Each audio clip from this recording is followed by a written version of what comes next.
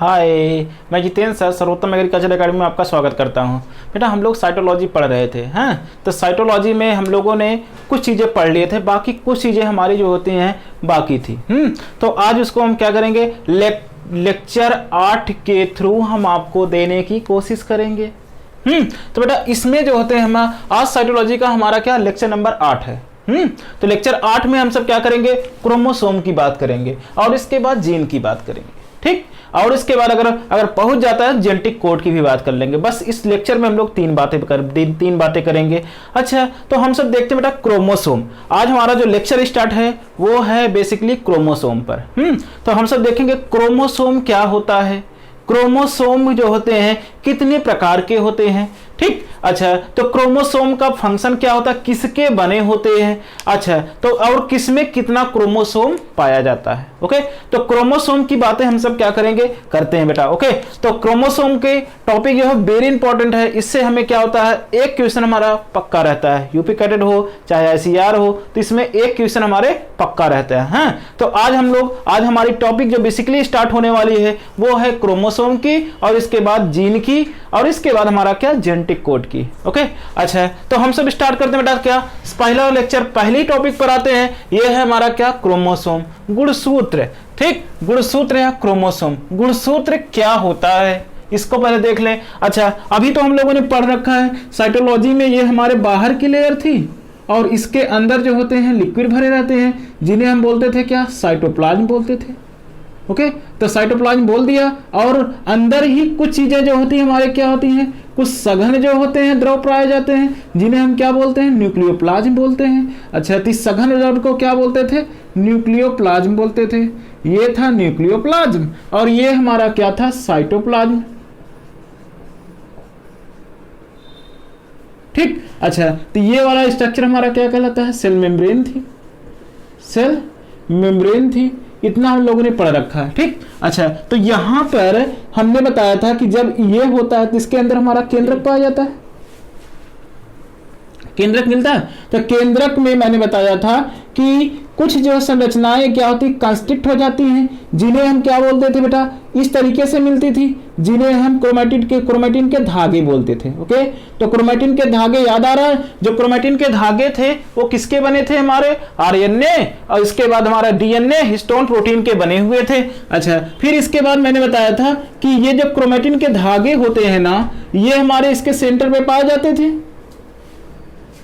ठीक। अच्छा, तो ये क्रोमैटिन के धागे जो होते हैं ना, ये क्या कर लेते हैं, ये धागा जो है, ये क्रोमैटिन का धागा आपस में क्या हो जाता है, संयोग कर लेता है, कंस्ट्रिक्ट हो जाता है, जुड़ जाता है। जब आपस में जुड़ जाते हैं, ठीक है, तो आपस में जुड़ करके छोटा सा लघु रूप बना लेता है। उसी छोटे से लघु रूप को हम सब क्या बोलते हैं, क्रोमोसोम बोलते हैं। ओके, ध्यान आया। मैंने बताया न्यूक्लियोप्लाज्म में या हमारे केंद्रक में क्या पाया जाता है, केंद्रक का भरा हुआ द्रव न्यूक्लियोप्लाज्म कहलाता है। अब इस न्यूक्लियोप्लाज्म में क्या होते हैं कि दो क्रोमैटिन के धागे पाए जाते हैं। अब वो क्रोमैटिन के धागे जो होते हैं आपस में संघनित हो जाते हैं, संघनित होकर के अपना छोटा रूप बना लेते हैं, ठीक। अच्छा, जो बड़े में फैला हुआ था वो क्या करेगा, छोटा रूप क्या कर लेगा, अपना धारण कर लेता है। सपोज करते बेटा एक को, जो एक हमारा पास है, इसको हम क्या करते हैं, एनालिसिस करते हैं, थोड़ा सा इसको बड़ा कर देते हैं। जब इसको बड़ा कर देते हैं तो बड़ा करने के बाद देखो हमारे पास ऐसे, देखो ये था क्या, क्रोमैटिन के धागे आपस में क्या हो गया, जुड़ गया। ये क्रोमैटिन का धागा है, ये आपस में क्या हो गया, जुड़ गया, देखो,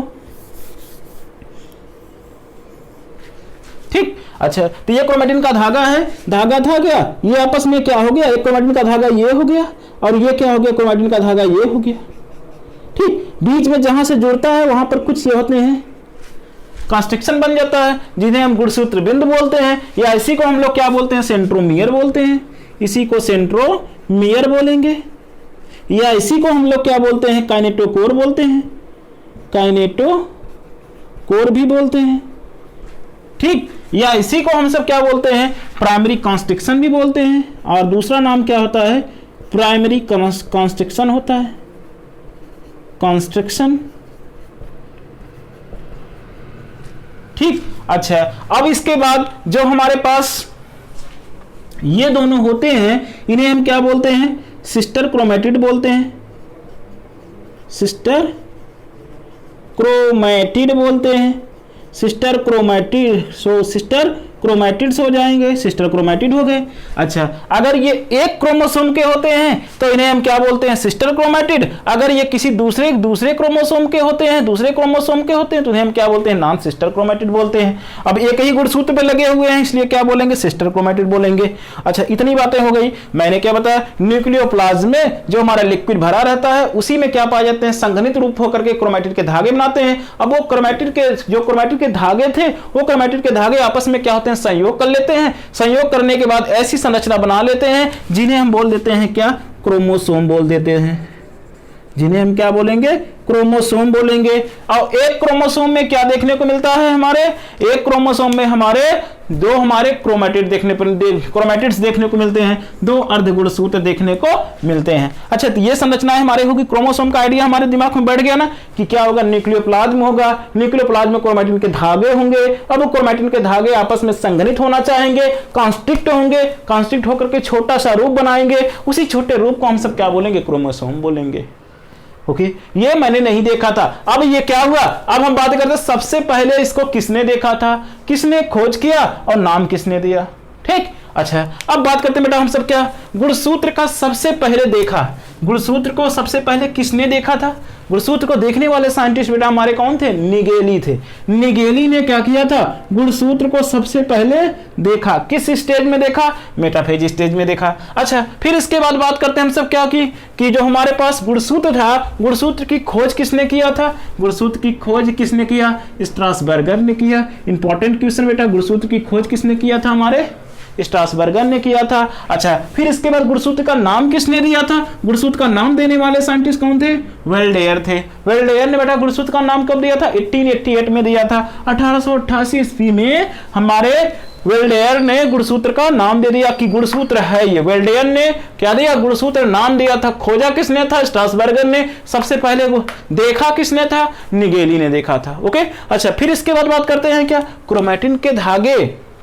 अब गुणसूत्र की बातें बताते हैं, गुणसूत्र होता क्या है, मैंने बताया क्रोमैटिन के धागे अत्यधिक संघनित व लघु रूप के, क्रोमैटिन के धागे के अत्यधिक संघनित व लघु रूप को क्या कहते हैं, हम सब गुणसूत्र कहते हैं, या इसी हम लोग क्या बोलेंगे, क्रोमोसोम बोलेंगे।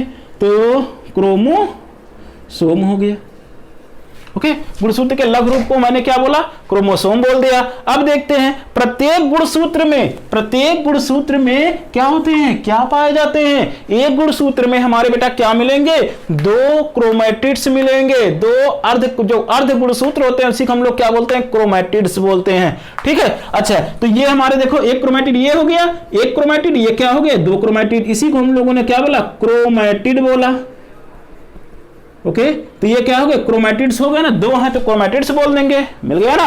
अच्छा, तो एक गुणसूत्र में क्या पाइए, टोटल हमारा गुणसूत्र है, क्रोमोसोम है, तो एक गुणसूत्र में क्या देखने को मिलेगा, दो क्रोमैटिड, दो अर्ध क्रोमैटिड देखने को, आधा क्रोमैटिड इधर, आधा क्रोमैटिड क्या हो गया इधर, दो अर्ध क्रोमैटिड देखने को मिलेंगे। अच्छा, फिर इसके बाद बात करते हैं बेटा, दोनों क्रोमैटिड के जुड़ने वाला स्थान या बिंदु क्या कहलाता है, गुणसूत्र बिंदु कहलाएगा, या कानेटोकोर कहलाता है, या प्राथमिक संकीर्णन कहलाता है।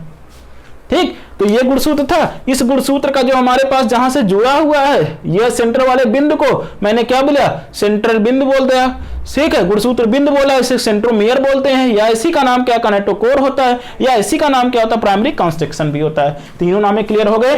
ठीक, तो गुणसूत्र के जुड़ने वाला स्थान क्या कहलाता है, दोनों क्रोमैटिड के जुड़ने वाला स्थान क्या कहलाता है, हमारा सेंट्रोमियर कहलाएगा, या काइनेटोकोर कहलाएगा, या प्राइमरी कॉन्स्ट्रिक्शन कहलाएगा। ये वाली संरचना क्या है हमारी, प्राइमरी कॉन्स्ट्रिक्शन है, या इसी को हम काइनेटोकोर बोलते हैं, या प्राइमरी कॉन्स्ट्रिक्शन बोलेंगे, या इसी को हम बोलते हैं सेंट्रोमियर। तीनों बातें बेटा सेम है।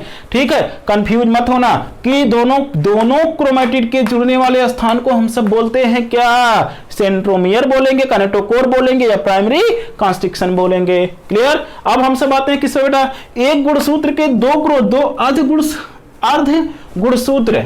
ठीक, एक गुणसूत्र के दो, जो हमारे पास ये एक अर्ध गुणसूत्र ये और एक अर्ध गुणसूत्र ये, दोनों अर्ध गुणसूत्र बेटा किस में दिखाई देते हैं, किस अवस्था में दिखाई देते हैं, तो मोस्ट जो क्लियर होता है ना गुणसूत्र, वो किस में होता है, मेटाफेज स्टेज में होता है। ठीक, तो किस अवस्था में दिखाई देते हैं, एकदम से बेटा इंपॉर्टेंट क्वेश्चन, ये भी आपके लिए क्या होता है, दोनों जोड़ने वाले स्थान क्या होता है, इंपॉर्टेंट होते हैं। तो अब इसके बाद दो अर्ध गुणसूत्र कोश का विभाजन किस अवस्था में दिखाई देते हैं, मेटाफेज अवस्था में देखते हैं। अच्छा, एक गुणसूत्र के केवल एक जो होते हैं अर्ध गुणसूत्र, एक गुणसूत्र के, देखो एक गुणसूत्र के दो अर्ध गुणसूत्र कहां किस में दिखाई देंगे, मेटाफेज में। अगर हमें क्या आ जाए, एक गुणसूत्र के केवल एक अर्ध गुणसूत्र कब दिखाई देते हैं, एनाफेज स्टेज में। अब इसमें क्या हो जाता है, जो सेंट्रोमियर होता है ना वो क्या कर लेता है, इसका डिवाइड हो जाता है, सेंट्रोमियर क्या हो जाता है, टूट जाता है। तो ये क्या कर लेता है, आधा गुणसूत्र आधा अर्ध गुणसूत्र एनाफेज स्टेज में क्या करता है, जाकर अपोजिट एंड पर लेके चला जाता है, अपोजिट पोल पर लेके जाना शुरू कर देता है। इसलिए जो होते हैं इस अवस्था में हमारे एक गुणसूत्र के केवल एक अर्ध गुणसूत्र दिखाई देते हैं। वह अवस्था कौन सी होती है, एनाफेज होती है। ठीक, अभी यहां पर देख लो, अगर नहीं समझ में आ रहा है तो कोई बात नहीं है, आगे हम जब सेल डिवीजन पढ़ाएंगे तो वहां पर इसका फिगर बनाकर अच्छे से क्लियर करके बताएंगे कि देखो क्यों इसके जो होते हैं एक गुणसूत्र के केवल एक अर्ध गुणसूत्र दिखाई दे रहे हैं। एनाफेज स्टेज में जब आएंगे तो वहां पर ये ज्यादा क्लियर हो जाएगा। ठीक है, अभी हम क्या करेंगे, इस चीज को जान लेंगे। एक गुणसूत्र के केवल एक अर्ध गुणसूत्र कब दिखाई देते हैं, एनाफेज स्टेज में। और एक गुणसूत्र के अर्ध गुणसूत्र कोश का विभाजन के दो अर्ध गुणसूत्र हैं, इसमें दो अर्ध गुणसूत्र हैं और इसमें हमारा क्या है, एक अर्ध गुणसूत्र है। अगर एक अर्ध गुणसूत्र पूछे तब आंसर हमारा एनाफेज जाएगा, अगर दो अर्ध सूत्र पूछा जाए तो क्या हो जाएगा, मेटाफेज जाएगा। Okay, clear. ठीक, गलती मत करना, यहां से दोनों जो है क्वेश्चन घुमाने के लिए, आपके लिए परेशान करने के लिए आते हैं। फिर इसके बाद देखते हैं बेटा, जो क्रोमोसोम होता है ना वो किसका बना होता है, क्रोमोसोम किसका बना होता है बेटा, न्यूक्लियोप्रोटीन का बना होता है। अच्छा, न्यूक्लियोप्रोटीन, या अगर न्यूक्लियोप्रोटीन ऑप्शन में नहीं है, हिस्टोन न्यूक्लियो प्रोटीन बेटा, या इसी को हम लोग होते हैं, अगर ये नहीं आंसर में है तो हम सब क्या मारेंगे, हिस्टोन तथा नॉन हिस्टोन प्रोटीन का बना होता है। ओके, अच्छा, फिर इसके बाद हम बात करते हैं बेटा, सेंट्रोमियर के आधार पर गुणसूत्र को हम सब क्या करते हैं, डिवाइड करते हैं। अब सेंट्रोमियर के आधार पर हम क्या करेंगे, गुणसूत्र को डिवाइड करेंगे। ठीक, अच्छा, सेंट्रोमियर के आधार पर, सेंट्रोमियर क्या है, सेंट्रोमियर आपको पता चल गया बेटा कि जो हमारे दोनों दो अर्ध गुणसूत्र होते हैं जिस पॉइंट से जुड़ते हैं, जैसे मान लो ये, ठीक, ये पॉइंट हमारे क्या हुआ, एक अर्ध गुणसूत्र ये, एक अर्ध गुणसूत्र ये, जहां से ये जुड़े हुए हैं, ये संरचना दिख रही है ना, ये जुड़ने वाली संरचना जो दिख रही है ये ब्लैक कलर की, यही हमारा क्या है, यही हमारा क्या बेटा, सेंट्रोमियर है। ठीक है, गुणसूत्र बिंदु है, सेंट्रोमियर है ये वाला पॉइंट। ठीक, ये वाला जो दिख रहा है यही हमारा क्या है, गुणसूत्र बिंदु है या सेंट्रोमियर है। तो इसके आधार पर गुणसूत्र हमारे कई प्रकार के होते हैं। ठीक है, ए सेंट्रिक, मेटासेंट्रिक, टीलोसेंट्रिक, सब मेटासेंट्रिक और इसके बाद मेटासेंट्रिक क्या होता है। अब इसको हम क्या करेंगे, वन बाय वन क्या करके पढ़ेंगे। ओके, अच्छा बेटा, इसको हम क्या करेंगे, थोड़ा सा वीडियो पॉज करो, इसको उतार लो और इसके बाद हम चलते हैं नेक्स्ट टॉपिक पर, नेक्स्ट टाइम पर चलते हैं। अच्छा, नेक्स्ट टॉपिक बेटा हम सब क्या करते हैं, किसके आधार पर, मैंने बताया काइनेटोकोर के आधार पर। ये हमारा क्या बेटा, सब पे है हमारा ये क्या, काइनेटोकोर है। ठीक, इसी को हमने क्या बोला, काइनेटोकोर बोल रहे हैं। ओके, काइनेटोकोर, या इसी का दूसरा नाम होता है सेंट्रोमियर। ठीक, अच्छा, काइनेटोकोर या सेंट्रोमियर। तो काइनेटोकोर या सेंट्रोमियर के आधार पर क्रोमोसोम हमारे कितने प्रकार के हो गए, 5 प्रकार के हो गए। ओके, अच्छा, तो जो हमारे पास काइनेटोकोर सेंट्रोमियर के आधार पर कितने प्रकार के हो गए, 5 प्रकार के हो गए। अब हम देखते बेटा, ये हम बना रहे हैं क्या, क्रोमोसोम बना रहे हैं। देखो ये हमारा क्या हुआ, एक क्रोमोसोम है, क्रोमोसोम पर क्या हुआ, अगर काइनेटोकोर नहीं पाया जाता है, अगर काइनेटोकोर नहीं पाया जाएगा तब उसे हम क्या बोल देंगे, एसेंट्रिक। इसमें काइनेटोकोर नहीं दिखाई दे रहा है, कोई काइनेटोकोर इस वाले एंड पर काइनेटोकोर नहीं दिखाई दे रहा है, इसलिए इसे हमने क्या बोला, एसेंट्रिक क्रोमोसोम। ठीक, एसेंट्रिक क्रोमोसोम बोला। अच्छा, फिर इसके बाद हमारे पास क्या हुआ, टीलोसेंट्रिक हो जाएगा। इसमें क्या हो गया, एकदम किनारे पर स्थित है, किनारे पर स्थित है तो इसे हम क्या बोलेंगे, टीलोसेंट्रिक बोलेंगे।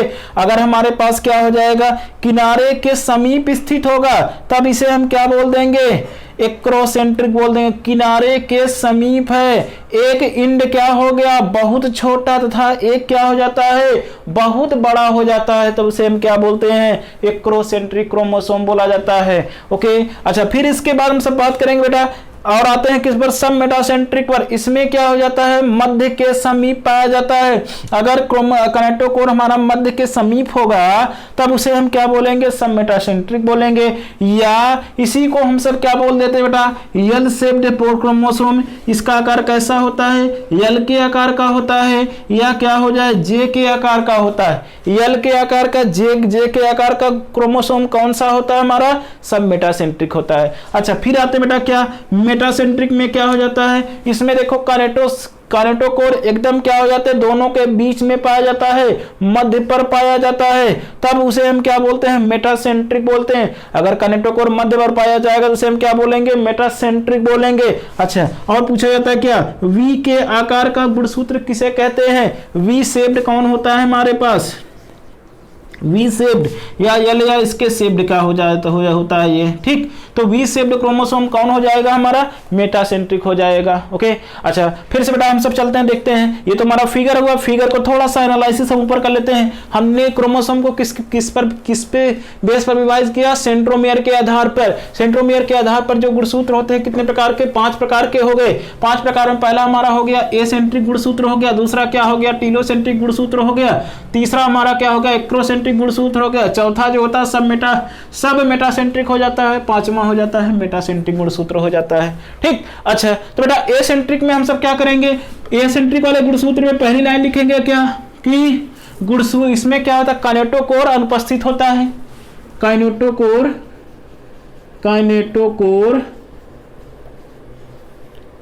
अनुपस्थित होता है।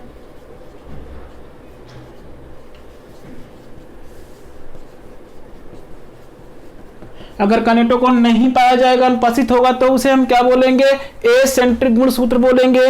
क्लियर। तो एसेंट्रिक में गुणसूत्र के में कैनेटोकोर दिखाई दिया, नहीं दिखाई दिया, तो पहला फिगर हमारा क्या हो गया, एसेंट्रिक हो गया। दूसरी बात आते हैं क्या, टीलोसेंट्रिक। तो कैनेटोकोर हमारा जो होता है, या सेंट्रोमियर जो होती है, सेंट्रोमियर या कैनेटोकोर, ठीक, कैनेटोकोर ये जो होती है एकदम से क्या होती है, अगर टीले मतलब क्या हो जाए, एकदम टीला, किनारे पर, एकदम किनारे पर पाई जाती है, किनारे पर पाई जाती है। कहां पर, किनारे पर स्थित होता है,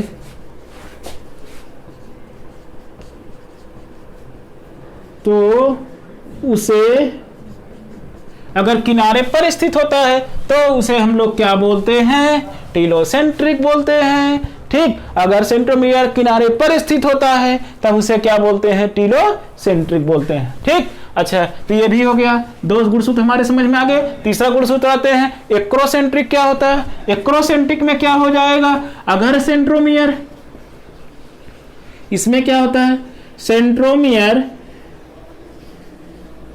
किनारे के समीप,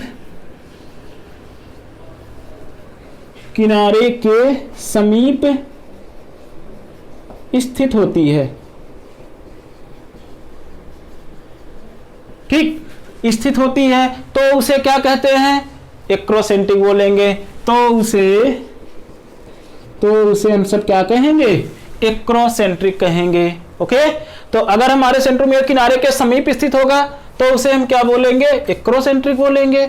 या ऐसे पूछ ले, एक भुजा क्या हो, क्रोमेटिड, क्रोमेटिड, अगर इस तरीके से क्वेश्चन पूछा जाए, क्रोमेटिड की एक भुजा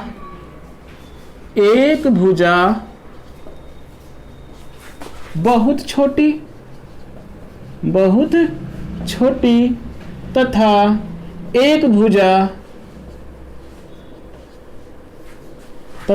एक भुजा बहुत बड़ी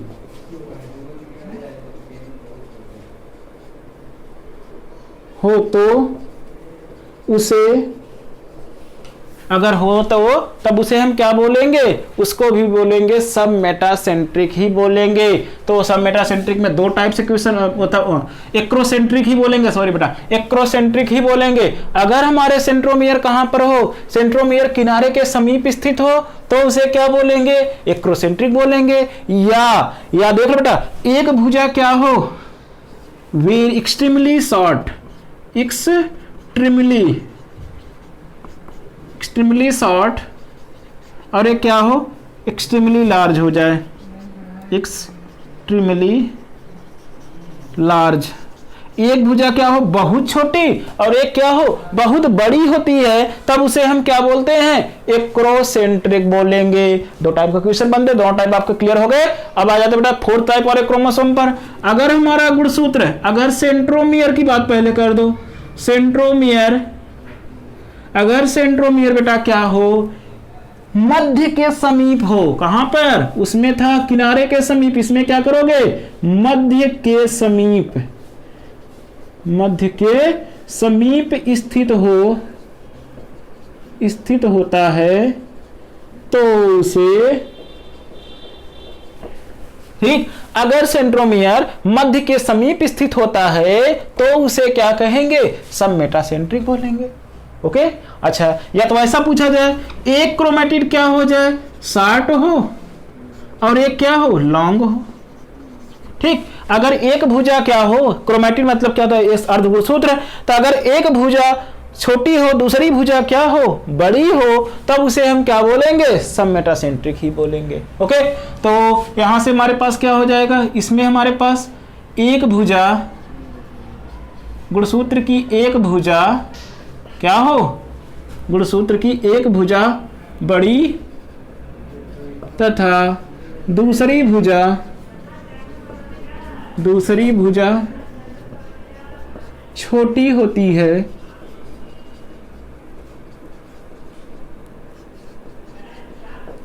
तो उसे क्या कहेंगे, सब मेटासेंट्रिक ही बोलेंगे। तो उसे बेटा हम सब क्या बोलेंगे, सब मेटासेंट्रिक बोलेंगे। तो सेंट्रोमियर मध्य के समीप स्थित हो, ये क्वेश्चन। दूसरा क्वेश्चन क्या हो, एक भुजा छोटी तथा दूसरी भुजा क्या हो, बड़ी होती है, तो वह गुणसूत्र कौन सा होगा, सब मेटासेंट्रिक होगा। ठीक, अच्छा, तीसरा जो इससे सवाल बनता है वो क्या होता है, इसका शेप बेटा कैसा होता है, एल के आकार का, एल या जे के आकार का, जे के आकार का अगर शेप होता है तो उसे हम क्या बोल देते हैं, सब मेटासेंट्रिक बोल देंगे। तो आपके सब मेटासेंट्रिक से सिर्फ जो पूछे जाते हैं सवाल, वो 3 सवाल पूछे जाते हैं बेटा, कि सेंट्रोमियर अगर मध्य के समीप होगा तब उसे हम क्या बोलेंगे, सब मेटासेंट्रिक, या एक भुजा छोटी तथा दूसरी भुजा क्या हो, बड़ी हो, तो उसे क्या बोलेंगे, सब मेटासेंट्रिक ही बोलेंगे। या एल शेप या जे शेप का आकार का हमारे पास सेंट्रोमियर किसमें पाया जाता है, गुणसूत्र किसमें पाया जाता है, तब उसे हम क्या बोलेंगे, सब मेटासेंट्रिक ही बोलेंगे। तीन सवाल ही बनते हैं, इसके सिवा कोई सवाल नहीं बनता है। अब हमारे पास आता है बेटा लास्ट में, लास्ट वाला आता है, लास्ट क्या हमारा, मेटासेंट्रिक। मेटासेंट्रिक में क्या हो जाएगा बेटा, अगर सेंट्रोमियर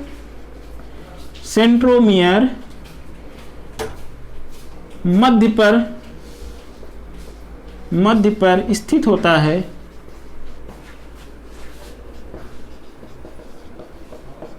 तो उसे क्या कहते हैं, मेटासेंट्रिक या मध्य केंद्र की बोलते हैं। ओके, तो हो जाएगा, अगर सेंट्रोमियर मध्य पर स्थित होगा तो उसे क्या बोलेंगे, मध्य से केंद्र की या मेटासेंट्रिक बोलेंगे। ठीक, दूसरी लाइन बेटा इसमें वी के आकार का, अच्छा, दो बराबर भुजाओं में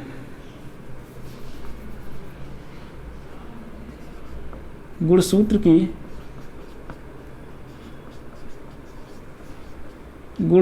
की दो बराबर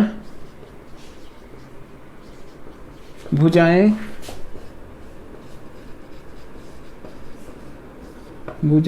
पाई जाती हैं।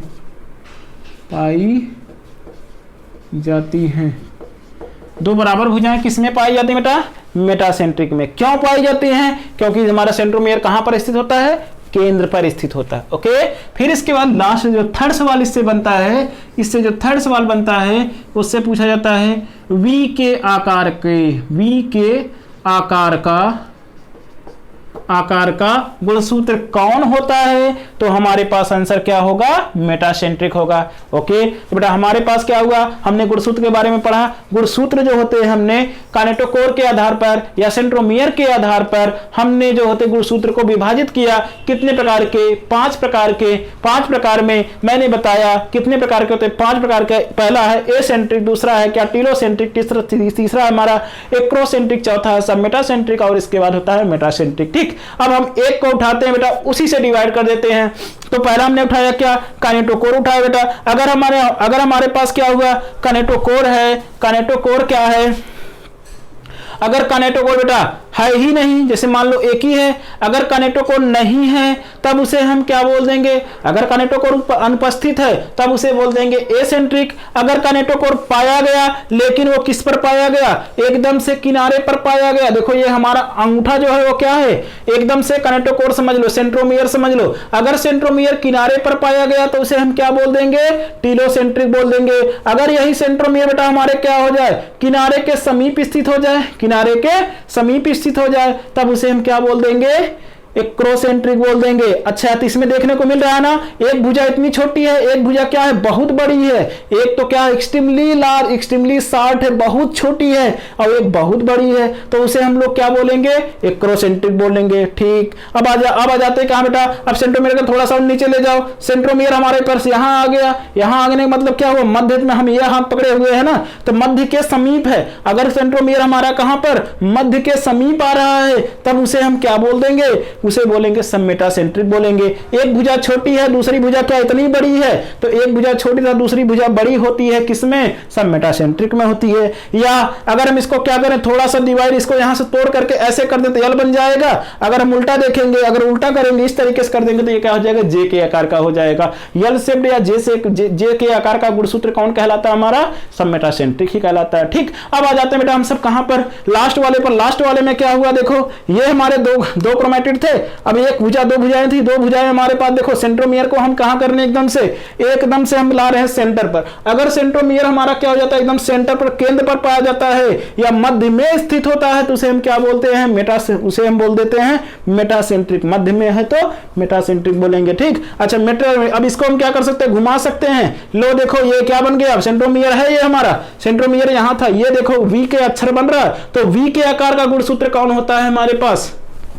मेटासेंट्रिक होता है। ओके, अगर आप बेटा इतनी बातें सीख लिए तो इससे कोई भी सवाल आएगा आपको कभी भी गलती नहीं होगी। ओके, अब हम सब चलते हैं क्या और आगे चलते हैं इसमें कि किसमें कम किसमें कितना गुणसूत्र पाया जाता है। ठीक, अच्छा अब आते हैं नेक्स्ट टॉपिक पर। आते हैं क्या कि किसमें कितना गुणसूत्र पाया जाता है।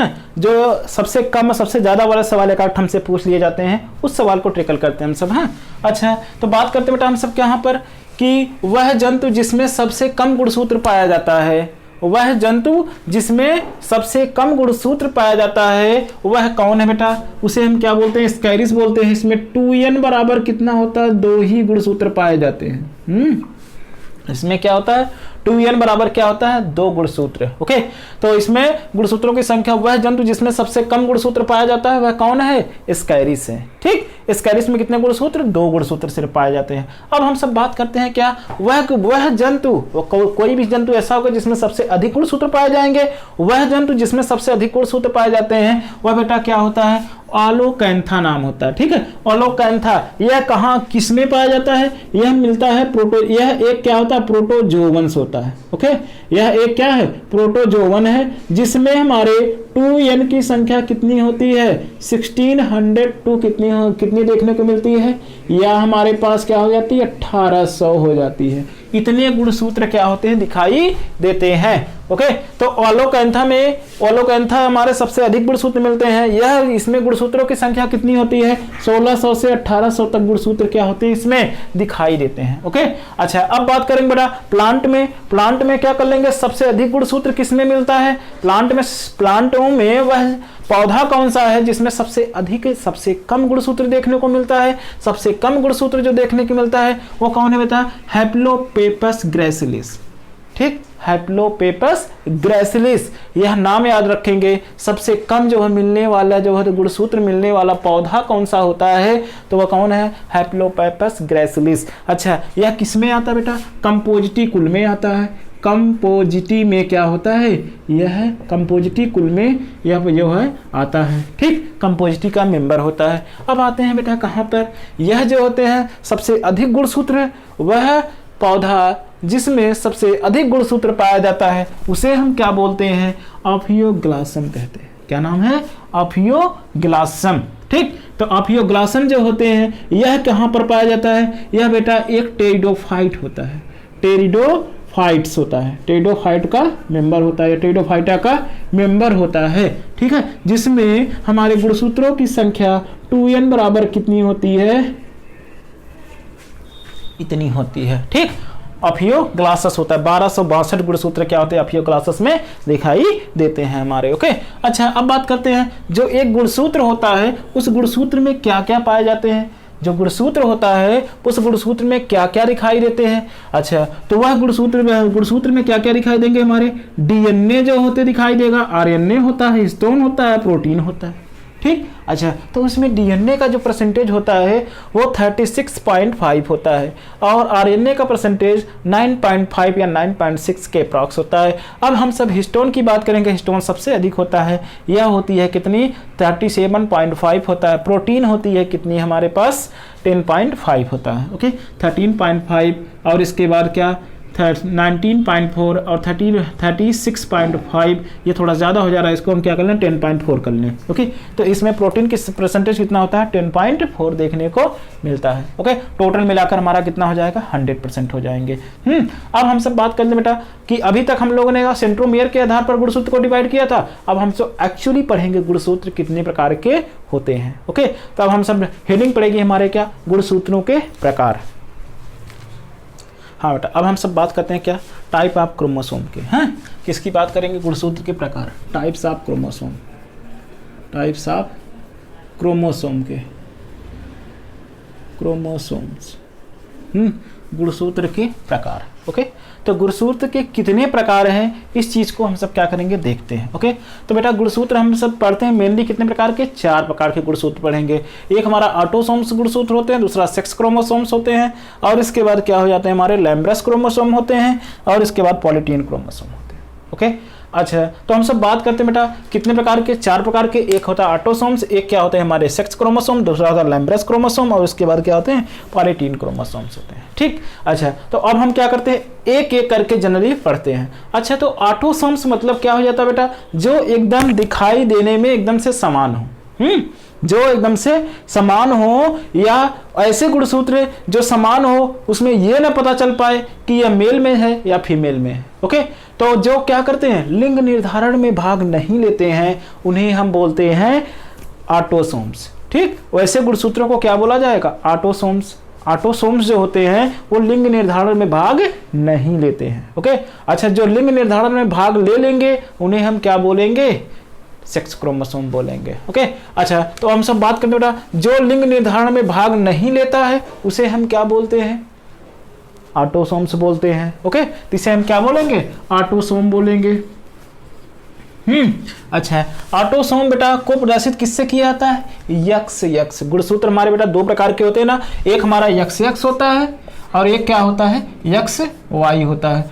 अगर जो होते हैं हमारे पास यक्स यक्स है तो फीमेल होती है, अगर यक्स वाई है तब ये क्या होता है, मेल होता है। ठीक, जनरली हम सब जानते हैं यही होता है। ओके, अच्छा, तो अब बात करेंगे हम क्या, ऑटोसोम को किससे प्रदर्शित करोगे। ऑटोसोम मतलब क्या है बेटा, जो हमारे रूप संरचना में, भाग में, आकार में, सब में क्या हो, समान हो, उसे हम क्या बोलेंगे, ऑटोसोम्स बोलेंगे। देखो हमने क्या लिखा, यक्स यक्स लिखा, तो यक्स यक्स गुणसूत्र क्या है हमारा, एक ऑटोसोम्स है। ऑटोसोम्स बेटा क्या हो जाते हैं, जो एकदम से रूप संरचना में समान रहते हैं उसे हम क्या बोलते हैं, ऑटोसोम बोला जाता है। अच्छा, अब बात करते हैं कि मेल में ऑटोसोम्स की संख्या कितनी होती है और फीमेल में ऑटोसोम्स की संख्या कितनी होती है। अच्छा, तो मेल को जो हम लोग लिखते हैं, मेल में हमारे ऑटोसोम की संख्या कितनी होगी, फीमेल में कितनी होगी। तो पहले हम लिख लेते हैं क्या, मेल मेल में बेटा हमारे पास क्या होता है, सब जो होते हैं ऑटोसोम्स जो होते हैं एक्स एक्स एक्स एक्स सब एक्स एक्स ये लिखे जाते हैं,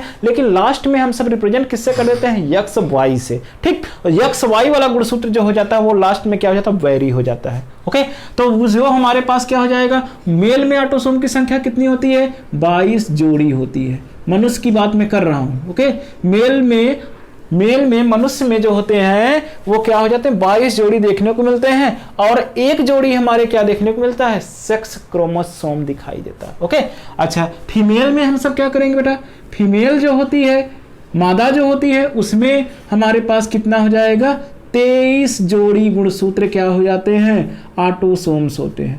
23 जोड़ी गुणसूत्र क्या हो जाते हैं, ऑटोसोम्स हमारे फीमेल में दिखाई देते हैं। ठीक, अच्छा तो इसमें क्या हो जाएगा 46 क्रोमोसोम, और इसमें क्या हो जाएगा 44 क्रोमोसोम, और प्लस हमारा क्या हो जाएगा एक्स वाई हो जाएगा। ये हमारा सेक्स क्रोमोसोम होता है। तो दोनों मिलकर के 44 और 2 हमारे कितने हो गए, 46 हो जाएगा। मेल में भी 46 क्रोमोसोम पाए जाते हैं और फीमेल में भी 46 क्रोमोसोम पाए जाते हैं, लेकिन मेल में ऑटोसोम्स की संख्या कितनी होती है, 22 जोड़ी, मतलब 44 गुणसूत्र होते हैं, और इसमें जो होते हैं कितने होते हैं हमारे, 46 होते हैं। ओके, बस हम सब इतना ही करेंगे। अब आते हैं हम सब का बेटा, जो हमारे पास ऑटोसोम्स होते हैं ना, उनका कार्य क्या होता है, शरीर में वो क्या काम करते हैं। एक तो जो हो जाएगा लिंग को निर्धारित करेगा, दूसरा क्या करेगा, ऑटोसोम्स जो क्या करेंगे वो क्या काम करेंगे बेटा, शरीर की सिर्फ क्या कर देते हैं, ये सिर्फ शरीर के क्रियात्मक तथा संरचनात्मक लक्षणों को क्या करना, निर्धारण करते हैं या बनाते हैं बेटा। तो क्या करेंगे, क्रियात्मक तथा संरचनात्मक लक्षणों को बनाने का काम कौन करता है, हमारा ऑटोसोम गुणसूत्र करते हैं। ठीक, अच्छा अब आ जाते हैं नेक्स्ट नंबर पर, हमारे पास क्या हो गया, सेक्स क्रोमोसोम, जिसे हम क्या बोलते हैं, लिंग गुणसूत्र बोलते हैं। सेक्स क्रोमोसोम बेटा जैसे कि हमारे शब्द से ही निर्धारित है, सेक्स क्रोमोसोम ये क्या करेगा, सेक्स को निर्धारित करेगा, मेल्स है या फीमेल है, इसको निर्धारित करने वाला गुणसूत्र हमारा कौन सा होगा।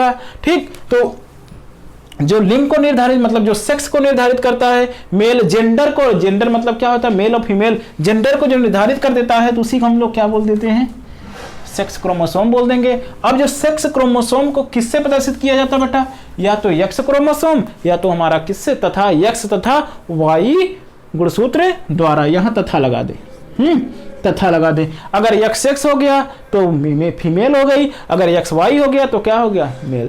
तो मेल में क्या हो जाता है, मनुष्य में क्या हो जाते हैं, मनुष्य में एक जोड़ी क्या हो जाते हैं, लिंग गुणसूत्र पाए जाते हैं। एक जोड़ी लिंग गुणसूत्र पाया जाता है। ओके, हो गया इतना, पाया जाता है। तो ये आपको बात समझ में आ गई होगी। सेक्स गुणसूत्र क्या होते हैं, सेक्स क्रोमोसोम को किससे, एक्स तथा वाई से रिप्रेजेंट किया जाएगा। सिर्फ क्या होता है, एक जोड़ी गुणसूत्र किसमें पाया जाता है, हमारे मनुष्य में। मनुष्य में किसमें, मनुष्य में बेटा मेल में वो भी किसमें मिलता है, सिर्फ मेल में मिलता है, फीमेल में कुछ नहीं मिलता है। कौन है, एक्स वाई, एक जोड़ी गुणसूत्र। ओके, चलो तो लिंग गुणसूत्र कितने होते हैं, एक जोड़ी पाए जाते हैं मेल में। हाँ, अच्छा अब बात करते हैं हम सब क्या बेटा, लैम्ब्रस क्रोमोसोम। लैम्ब्रस क्रोमोसोम क्या होता है, लैम्ब्रस क्रोमोसोम बेटा हम सब देखेंगे क्या होता है लैम्ब्रस क्रोमोसोम है। तो लैम्ब्रस गुणसूत्र हम देखते हैं बेटा कि एक हमारे डब्ल्यू फ्लेमिंग साहब थे, उन्होंने देखा कि जो हमारे क्रोमोसोम थे बेटा वो कुछ ऐसी संरचना में देखने को मिले थे, कुछ कैसी ऐसी संरचना में देखने को मिले थे, और इस पर हमारे डीएनए, आरएनए तथा हमारे क्या प्रोटीन जो होते हैं ऐसे जो होते हैं संरेखित थी। जो ऐसा गुणसूत्र था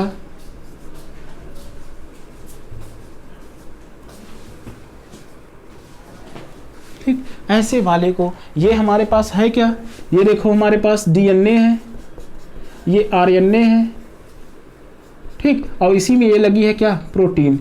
इतनी संरचनाएं हमारे देखने को पाई जाती हैं ठीक। तो ऐसे गुणसूत्रों को हम सब क्या बोलते थे, लैम्ब्रस गुणसूत्र बोलते हैं। ठीक है, ये लैम्ब्रस लाइक संरचना होते हैं। गुणसूत्र में क्या हो जाता है, एक्सटेंशन हो जाता है, इनलार्जमेंट हो जाता है, इसीलिए इसे हम क्या बोलते हैं, लैम्ब्रस गुणसूत्र बोलते हैं। ठीक, अच्छा इस लैम्ब्रस गुणसूत्र को देखने वाले या खोज करने वाले साइंटिस्ट कौन थे बेटा, हमारे पास डब्ल्यू फ्लेमिंग थे। वेंट फ्लेमिंग ने क्या किया था, लैम्ब्रस गुणसूत्र की खोज किया था। ओके अच्छा, फिर इसके बाद आते हैं यह किसमें पाया जाता है। जितने भी वर्टिब्रेट होते हैं ना उनके उशिष्ट में क्या हो जाते हैं देखने को पाया जाता है। जो अंडक होता है उनका अंडाणु होता है उसके उशिष्ट में देखने को पाया जाता है। ओके अच्छा, तो आज बेटा हमारे पास क्या हुआ, कोरोना के चक्कर में ये बातें चल रही हैं कि सीएम क्या है, चोर है, तो हम सब क्या करेंगे, इसी पे हम सब फंडा बना देते हैं। कैसे कि यह किसमें किसमें देखने को मिलता है, किसके किसके उशिष्ट में पाया जाता है। ठीक, तो यह वर्टिब्रेट के किस किस किस के जो होते उशिष्ट में पाया जाता है ये देख लेते हैं। तो इसे हम क्या बोलते हैं, सीएम चोर है,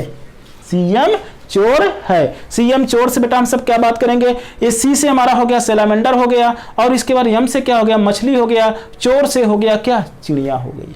ओके चलो, तो सैलामेंडर हमारे सी से सैलामेंडर, यम से मछली, और इससे क्या हो गया, चिड़िया हो गई। ठीक, तो ये हमारे पास तीन चीजों में देखने को मिल गई, सैलामेंडर के उशिष्ट में देखने को मिलेगा, मछली के उशिष्ट में देखने को मिलेगा, चिड़िया के उशिष्ट में हमारे पास लैम्ब्रस गुणसूत्र देखने को पाया जाएगा। ठीक, अब आते हैं फोर्थ टाइप के गुणसूत्र में। फोर्थ टाइप के गुणसूत्र में चलते हैं, ये है हमारा क्या, पॉलीटीन क्रोमोसोम। पॉलीटीन क्रोमोसोम ये क्या होता है, अच्छा तो इन्होंने देखा कि इससे भी इनलार्ज क्या हुआ, इससे भी इनलार्ज गुणसूत्रों की संख्या क्या हो जाए, इस तरीके की संरचना में जो होते हैं दिखाई देने लगी। ऐसे गुणसूत्रों को देखा कि बहुत सारा इनलार्ज गुणसूत्र में क्या हो गया, बहुत ज्यादा इनलार्जमेंट देखने को मिला, और उस गुणसूत्र के इनलार्जमेंट को हमारे कौन से बल्बेनी ने क्या देखा, बल्बेनी ने देखा कि एक बल्बेनी रिंग की तरीके जो है गुणसूत्र क्या हो गए, बहुत बड़े इनलार्जमेंट साइड में दिखाई देने लगे, और उसी को उन्होंने क्या बोल दिया, पॉलीटीन क्रोमोसोम बोल दिया। ओके, तो पॉलीटीन क्रोमोसोम क्या होता है, क्रोमोसोम में क्या हो जाता है, एकदम से इनलार्जमेंट हो जाता है, जो बहुत बड़ी बड़ी संरचनाएं ऐसे बन जाती हैं,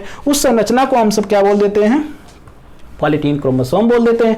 अच्छा, जो पॉलीटीन क्रोमोसोम होता है उसकी खोज किसने किया था, बल्बिनी ने किया था। फिर इसके बाद बात करते बेटा कि यह किसमें पाया जाता है, तो ऑर्डर डिप्टेरा के हमारे कहां पर, सलावरी ग्लैंड में पाया जाता है। ठीक, तो ऑर्डर डिप्टेरा के किसमें बेटा, लार ग्रंथियों में, सलावरी ग्लैंड में किसमें पाया जाता है, ऑर्डर डिप्टेरा के। डिप्टेरा ऑर्डर के जितने भी हमारे पास क्या हो जाएंगे, जंतु होंगे, उनके लार्वा में या सलावरी ग्लैंड में देखने को यह पाया जाता है। अच्छा, तो हम क्या करते हैं, कुछ एग्जाम्पल इसके देख लेते हैं। वह एग्जाम्पल कौन कौन से होते हैं जिसमें हमारे पास पॉलीटीन क्रोमोसोम पाए जाते हैं। ओके, तो एग्जाम्पल हमारे पास बेटा हमने ट्रिक से याद किया क्या, कि हमें क्या करना है, एक हमारे पास डीएम साहब हैं जो गांव की समय क्या कर रहे हैं, कोरोना वायरस में हर जगह क्या कर रहे हैं, जा रहे हैं। ठीक, तो हम क्या कहते हैं बेटा, डीएम को कहते हैं कि कहां चलो, डीएम एमपी चलो। किसको बेटा हम ले जा रहे हैं, डीएम को, डिस्ट्रिक्ट मजिस्ट्रेट को। तो डीएम एमपी चलो, डीएम एमपी चलो, एमपी कहां पर, मध्य प्रदेश में, डीएम एमपी चलो, वहां पर कोरोना के ज्यादा केस हैं। तब हम सब बात करते हैं बेटा कहां पर, डीएम एमपी चलो। डी से हमारा हो गया ड्रोसोफिला, क्या याद रखेंगे, ड्रोसोफिला याद करेंगे, ये भी ऑर्डर डिप्टेरा का होता है। और इसके बाद मॉस्किटो या मच्छर याद कर लेंगे। फिर इसके बाद इसकी मैं कहा था मच्छर हो गया, मक्खी हो गया। अच्छा, तो हमारे पास क्या, ड्रोसोफिला और मच्छर और मक्खी, और इसमें हमारे क्या मिलेगा, पॉलीटीन क्रोमोसोम मिलेगा। ओके, तो कहां चलना हमें, डीएम को एमपी लेके चलना है। तो ड्रोसोफिला, मच्छर और मक्खी में क्या मिलेगा, हमारा पॉलीटीन क्रोमोसोम मिलेगा। जबकि लैम्ब्रस क्रोमोसोम किसमें मिलेगा, सीएम चोर हैं। ठीक, सीएम चोर हैं, तो सैलामेंडर के, मछली के, चिड़िया के उशिष्ट में देखने को मिलेगा। और ये हमारे क्या, सलावरी ग्लैंड, ऑर्डर डिप्टेरा के सलावरी ग्लैंड में देखने को मिलता है। कौन सा, पॉलीटीन क्रोमोसोम, ड्रोसोफिला में, मच्छर में, मक्खी में पॉलीटीन क्रोमोसोम। अच्छा, तो ये तो बेटा हमारे क्या थे, 4 टाइप के क्रोमोसोम थे। और एक हमारा क्या, ऑटोसोम, दूसरा क्या, सेक्स क्रोमोसोम, तीसरा हमारा क्या, लैम्ब्रस क्रोमोसोम, चौथा हमारा क्या, पॉलीटीन क्रोमोसोम। पॉलीटीन क्रोमोसोम आपसे बहुत ज्यादा पूछा जाता है बेटा, और इसके बाद लैम्ब्रस क्रोमोसोम भी बहुत ज्यादा पूछा जाता है। और आपसे ज्यादा पूछा जाने वाला सवाल हमारे पास सेक्स क्रोमोसोम भी है। सेक्स क्रोमोसोम की संख्या मनुष्य में कितनी होती है, सिर्फ 1 जोड़ी होती है। अच्छा, ऑटोसोम की संख्या कितनी होती है, 22 जोड़ी मेल में होती है, और उसको 23 जोड़ी किस में होती है, फीमेल में होती है। अब ये हमारा क्या हुआ, कंप्लीट हो गया। कितना टाइम, कितना मिनट का हुआ, हाँ, हम लोगों ने बेटा ये देख लिया ना गुणसूत्र कितने प्रकार के थे। अब ये वीडियो मेरी बहुत बड़ी हो रही है, इसलिए बेटा हम क्या करते हैं, यहीं पर इसको हम स्टॉप करते हैं। अब आगे जो लेक्चर है वो हम क्या करेंगे, नेक्स्ट वीडियो में उसको कंटिन्यू करेंगे हैं। आगे में हमारा बचा है न्यूक्लियोसोम बचा है, जीन बचा है, और जेनेटिक कोड बचे हैं। 3 टॉपिक मेरी बची हुई जो हमारे पास कल वाले लेक्चर में स्टार्ट हो जाएंगे। ठीक, आपको बेटा चाहिए, आप लोग को करना क्या है कि वीडियो को अच्छी तरीके से एकदम से देखना है, देखने के बाद उसको शेयर करना है। ये नहीं देख करके अपने ही आप मजा ले लो, अरे दूसरे दूसरों को भी मजा लेने दो। ठीक, तो क्या करना, अपने मित्रों को अपने मित्रों को और सगी संबंधियों को जितने हैं सबको क्या करो, शेयर करो, ज्यादा से ज्यादा। जितने ज्यादा शेयर करोगे तो इस कोरोना में हमारा रिस्क लेना है, हम रिस्क ले रहे हैं बेटा आपके लिए, तो आप लोग क्या करो, थोड़ा सा मेरे लिए भी इतना काम कर दो, उसको शेयर कर दो और इसके बाद लाइक करो और इसके बाद उसको जाकर के अगर आपको कोई चीज समझ में नहीं आ रही है, कोई चीज आपको गलत लग रही है, तो क्या करो, कमेंट बॉक्स में जाकर धीरे से कमेंट कर दो और उसका सारा डिस्क्रिप्शन हमारे पास आएगा, मैं उसको क्या करूंगा, क्लियर करूंगा। ओके, तो आप लोग बेटा क्या करना, आपको सही से ईमानदारी से आप मेरे साथ लगे रहो। तो मैं कह रहा हूं आपका एक भी क्वेश्चन कहीं से भी मैं गलत नहीं होने दूंगा, ये मेरी जिम्मेदारी है। ओके, अच्छा बेटा, अब वीडियो देखो, लाइक करो, शेयर करो, ज्यादा से ज्यादा शेयर करो और थैंक यू, धन्यवाद।